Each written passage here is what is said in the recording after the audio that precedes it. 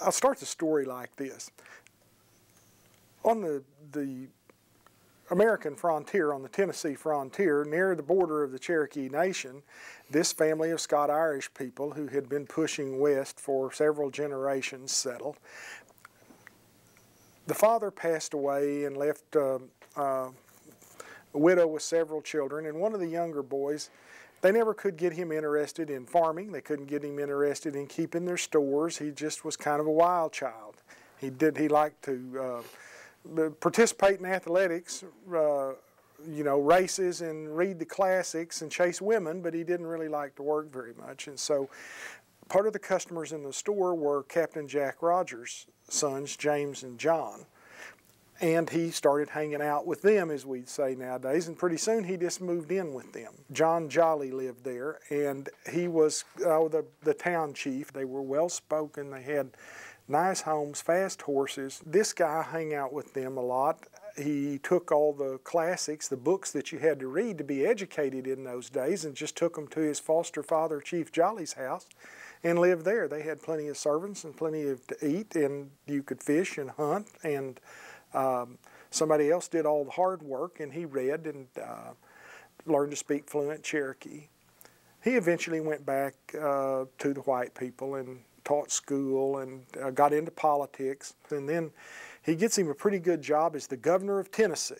Then he gets into a fuss with his young wife and resigns the governorship and buys 10 barrels of whiskey and heads out to where they had just left the mouth of Illinois Bayou and gone to the mouth of the Illinois River in what's now the Cherokee Nation. It looked like a rural county seat town. This was a good place to have storehouses for goods that had been shipped upriver, and it turned out to be good farming land there, so they developed a commercial center, and it became the seat of government for the southernmost district. So they were hardly settled in very well when he showed up with his 10 barrels of whiskey. Apparently, from all report, he must have drunk up a good portion of that, because he was Ulatika, I think they called him, the big drunk. But it didn't keep him from running hither and thither. He went up to the Choteaus. He was there 32 months. Built him a trading post over by Fort Gibson, close to the fort. Sent for some more whiskey. Well, the Indian agent, the army officials, they didn't like it because he brought the whiskey in. He was a white man. They didn't want him to have the whiskey because it was illegal for a white man to bring it in. So he had a good solution to that. They just went to council and adopted him as a Cherokee citizen. And then he said, now I can bring my whiskey. Well, they didn't think so, and they continued to bicker about it. And it caused them to have a situation where there was a congressman from Ohio named Stanberry. And Stanberry had accused him of some malconduct, misfeasance in connection with some earlier Indian treaty. And so while he's here in the Cherokee Nation, he has made 3 trips to Washington, and he would take the chiefs with him, and he'd go up there to press their claims under their recent treaty and what have you. And they get to Washington, and he goes in dressed like I am. He had a Cherokee turban on and a jacket, we call them Sequoia jackets, now a hunting jacket that looked like what you see Sequoia painted in. He shows up with leggings.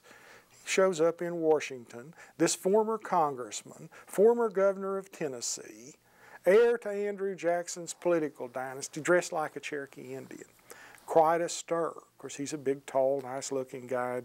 I think he tried to challenge Stanberry to a duel, and that didn't work out very well, so he just comes down the sidewalk and catches Stanberry in front of his hotel and said that he was a rascal, and began to beat him about the head and shoulders with his cane.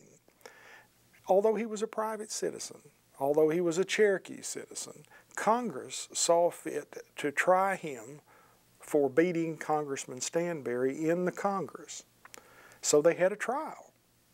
And here he is with the Senate sitting as the jury. Somebody's given testimony about the beating, and they said that because ladies were present, the testimony said, yes, he'd beat him about the head and shoulders, and then he'd lifted his leg up and whacked him elsewhere. Later, when Sam Houston takes the stand to testify on his own behalf or to address the Senate. He goes into a long-winded oration, and somewhere during that time, he pauses to take a sip of water, and from the gallery up above, which was a packed house, it was the place to go. All the ladies got dressed up and came down to see General Houston's trial in the Congress.